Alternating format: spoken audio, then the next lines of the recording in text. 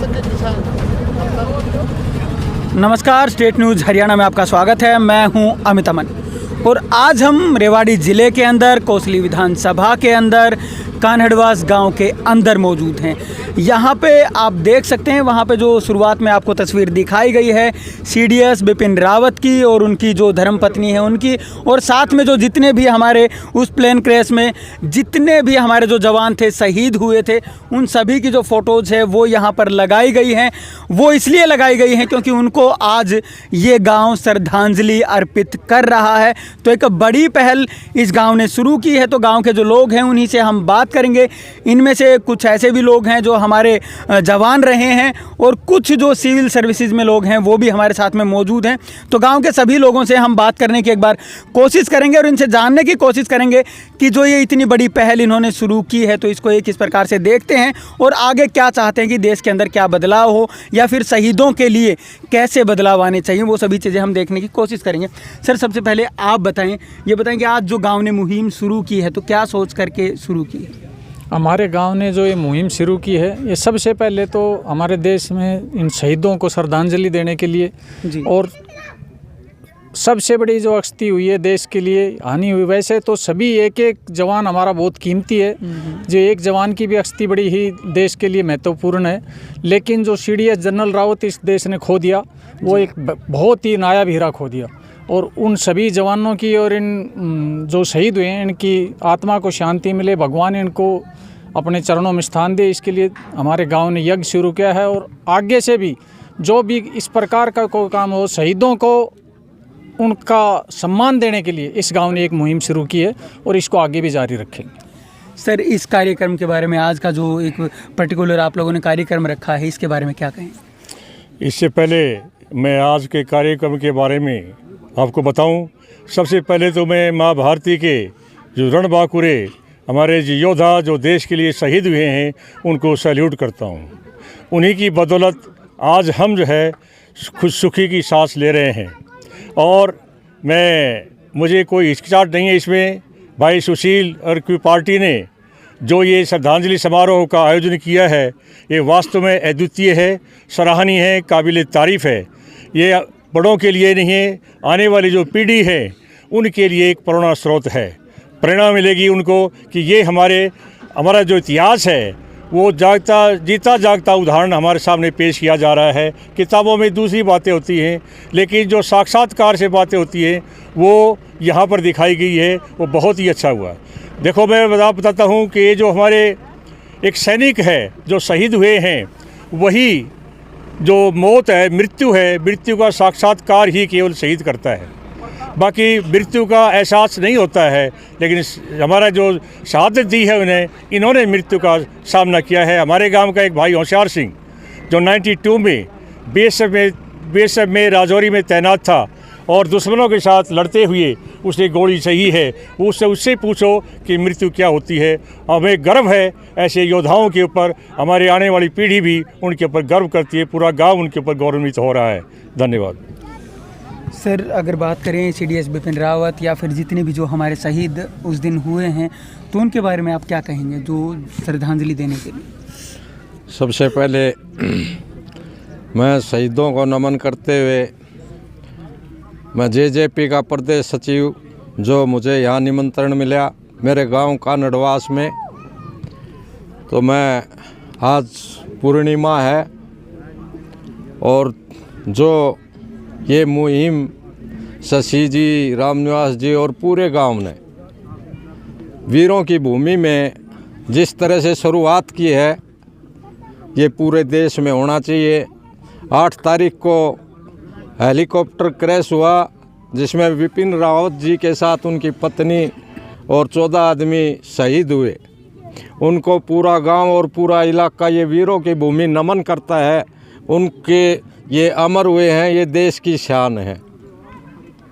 आज पूर्णिमा है, विधि और विधान के हिसाब से आज गांव कान्हड़वास में यज्ञ किया गया, शहीदों को नमन किया गया और इन नौजवानों ने और बुज़ुर्गों ने मिलकर के इस वीर भूमि को और अग्रणी बढ़ाने का जो काम किया है, मेरे नौजवान बुज़ुर्गों, नौजवान साथियों, ये मुहिम पूरे देश में चलेगी। ये वीरों की भूमि है। यहाँ 62 की बात हो, चाहे ये 47 की बात हो, 62 की बात हो, 65 की बात हो, कारगिल की बात हो, सदा ही इस क्षेत्र ने वीरों को इस देश की रक्षा के लिए अपने प्राणों की आहुति दी है और अमर हुए हैं। हम ज़्यादा कुछ ना कहते हुए सभी साथियों का यहाँ पहुँचने पर जिस तरह से ये शुरुआत की गई है उनको बधाई देते हैं और सभी शहीदों को नमन करते हैं। बहुत बहुत नमन इनको जो है। और भी लोग हैं वो हमारे साथ में मौजूद हैं, तो उनसे भी बात करेंगे। ये हमारे साथ इस प्रोग्राम के जो कर्णधार हैं वो मौजूद हैं। सर, क्या सोच करके प्रोग्राम किया? अमन भाई, ये प्रोग्राम करने के 2-3 उद्देश्य थे। सबसे बड़ा उद्देश्य तो ये था कि जितनी हमारी समझ है आज़ादी से लेकर आज तक, किसी पर्टिकुलर एक दिन में हमारी सेना का इतना बड़ा नुकसान कभी भी नहीं हुआ। हमारे देश ने चाहे 1948 की लड़ाई लड़ी हो, 1962 हो, 1965, 1971 या कारगिल, किसी भी एक दिन में इतनी बड़ी क्षति सेना की नहीं हुई। इसमें कोई दो राय नहीं है कि इससे हमारे को जनरल विपिन रावत और ये जो नायाब हीरे आज जिनके फ़ोटो के ऊपर आज माला पहना रखी है और जिनको हम शहीद का दर्जा दे रहे हैं, ये अब इस दुनिया में नहीं है। लेकिन इनकी क्षतिपूर्ति करने के लिए हमें अपने आने वाली नस्लों में ये जोश और जज्बा पैदा करना पड़ेगा और ये सिर्फ बातों से नहीं हो सकता जब तक हम उनको प्रैक्टिकल करके नहीं दिखाएंगे। तो हम ये चाहते हैं कि ये इस तरह की मुहिम गांव-गांव में हो। और हमारा जो अहिरवाल का क्षेत्र है, जब जब सीमा ने मस्तक मांगे हैं तो इस पूरे इलाके ने ही आगे बढ़ चढ़ के भाग लिया है। हमारी आने वाली नस्लें ज़्यादा से ज़्यादा सेना की तरफ उनका रुझान हो और जो हमने जनरल विपिन रावत और बाकी शहीदों को खोया है तो ऐसे और हज़ारों सैनिक पैदा हो जाएं और माताएं अपने बच्चों को तिलक लगा के सेना में भेजें और ज़्यादा से ज़्यादा देश की सेवा में हमारा इलाका सहयोग कर सके और भारत माता के काम आ सके। इसी से प्रेरित होकर हमने काम शुरू किया है। भारत माता की जय, जय हिंद। और स्पेशली अमन भाई, आपका और आपके चैनल का तहे दिल से धन्यवाद जो आपने इतना समय दिया। जय हिंद। तो बहुत बड़ी बात इन्होंने कही है कि जो मस्तक पर तिलक करके जो माएँ हैं वो अपने बच्चों को बॉर्डर पर भेजें। जो बुज़ुर्ग हैं वो भी हमारे साथ इस गांव के मौजूद हैं। सर, आप बताएं कि आज के दिन को आप कैसे देखते हैं और जिस दिन ये प्लेन क्रैश हुआ था तो उस दिन क्या देश के अंदर बीती थी और कैसे क्या माहौल बना? मैं अपने शहीदों को श्रद्धासुमन अर्पित करते हुए मेरे अपने दिल से मैं खेद ही जताऊँगा कि एक ही दिन में भारत के इतिहास में इतने बड़े सेना अधिकारियों की स्थिति हुई, जो शहादत प्राप्त की उन्होंने, तो देश के लिए एक बहुत ही बड़ा हानि या नुकसान इससे हुआ। लेकिन यहाँ मेरे इन साथियों ने इन वीरों की शहादत पर है जो कार्यक्रम किया, इनका धन्यवाद करता हूँ। और गांव की आने वाली पीढ़ी जो है उसको एक संदेश देकर जाना चाहता हूँ कि वे एक अच्छा संस्कार उनमें बने और देश की सेवा, मातृभूमि के सेवा के लिए वो सदा बढ़ चढ़ कर आगे आए। धन्यवाद। सर, आप बताएं, शहीदों के लिए सम्मान बढ़े, इसके लिए क्या कदम उठाने चाहिए? भाई अमन, सबसे पहले तो मैं आपका धन्यवाद करता हूं कि आप अपने व्यस्त टाइम निकाल के और हमारे गांव में पहुंचे। और दूसरे नंबर पर भाई सुशील का धन्यवाद करता हूं। आप देख रहे हो कितनी मेहनत की होगी इन्होंने, कितने वीरों के जो शहीद हुए उनके फ़ोटो कलेक्ट करने में हैं, ये प्रोग्राम ज़माने में। लेकिन सबसे व्यस्त कार्यक्रम होते हुए ये सर्विस करते हैं, उसके बावजूद भी इन्होंने समय निकाला और गांव के बच्चों में, नौजवानों में, बुज़ुर्गों में ये एक संदेश दिया कि भाई हमारे देश के जो जवान शहीद हुए हैं उनके बारे में याद करेंगे, उनको आहुति देंगे और उनको नमन करेंगे। तो इतना व्यस्त कार्यक्रम होते हुए और फिर आज ये हाजिर हैं, इससे गांव में एक व्यवस्था बनती है, एक लाइन लगती है कि भाई ऐसा करते रहेंगे तो बच्चों के अंदर वो संस्कार पैदा हो जाएंगे कि मातृभूमि के लिए ये नौजवान छाती तान के खड़े होंगे और ये चाहेंगे कि हम सेना में भर्ती होंगे और अपने देश के गौरव को बचाएंगे। ये तो नौजवानों के अंदर एक ज्ञान डाल रहे हैं, ये उनको मार्गदर्शन दे रहे हैं और ये नौजवान फिर देश की सीमा पर जाके देश की रक्षा करेंगे। तो जो शहीद हो गए उनके लिए हम जो है वो आज ये जज किया है। धन्यवाद। सर, आप बताएं, बच्चों के अंदर जो छोटे छोटे बच्चे हैं उसके अंदर कैसे संस्कार डाले जाएं कि वो अपने शहीदों का सम्मान करें और आगे चल के इनसे प्रेरणा लेके वो भी सेना में जाएं और इन्हीं की तरह अपना नाम रोशन करें? नमस्कार जी। सबसे पहले हमारी सामाजिक संस्था वटवृक्ष इसका उद्देश्य ही ये है कि हम बच्चों में ऐसे संस्कार पैदा करें कि वो देश की, गांव की और प्रदेश की सभी की सेवा में लगे रहें, उनमें ये जज्बा पैदा हो। हमने ये ग्राउंड इतना बड़ा लिया हुआ है, हमेशा हम कोई ना कोई प्रोग्राम ऐसा करते रहते हैं जिससे बच्चों में उत्साह पैदा हो, उनमें खेल की भावना पैदा हो, ताकि वो बलवान बने, आगे चल के देश की सेवा करे, किसी क्षेत्र में भी करे। मैं अरुणाचल प्रदेश में सर्विस करके आया हूँ और वो इलाका इतना टफ है कि वहाँ ये समझ लो कि सूर्य की धूप भी धरती पे नहीं गिरती। ऐसी जगह में मैंने देखा है फौजी भाई कितनी साहस के साथ पहाड़ों पे चढ़ते हैं, कई कई दिन पैदल चलते हैं। तो वो बच्चों में हम जज्बा पैदा करने के लिए ये संस्था स्थापित किए हैं। वटवृक्ष हमारी संस्था है, आगे भी हम इसको लेकर के बच्चों में उत्साह पैदा करते रहेंगे।